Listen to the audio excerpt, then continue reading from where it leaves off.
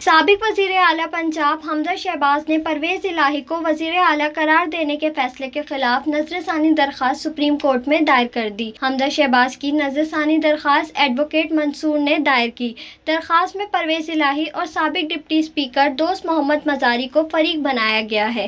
درخواست میں استدعا کی گئی کہ سپریم کورٹ پرویز الہی کو وزیر اعلیٰ پنجاب قرار دینے کے فیصلے پر نظر ثانی کرے اور سابق ڈپٹی اسپیکر دوست محمد مزاری کی رولنگ کو آئینی قرار دیا جائے۔ حمزہ شہباز نے نظر ثانی درخواست پر 12 رکنی فل کورٹ بنانے کی استدعا کی ہے۔ نظر ثانی درخواست پر آئینی نکتے کی تشریح اور آرٹیکل 63(a) کی درخواست پر سماعت کے لیے فل کورٹ تشکیل دیا جائے۔ واضح رہے، سپریم کورٹ نے 3 رکنی بینچ نے سابق ڈپٹی اسپیکر دوست محمد مزاری کی رولنگ کو غیر آئینی قرار دیتے ہوئے پرویز الہی کو وزیر اعلیٰ پنجاب قرار دیا تھا۔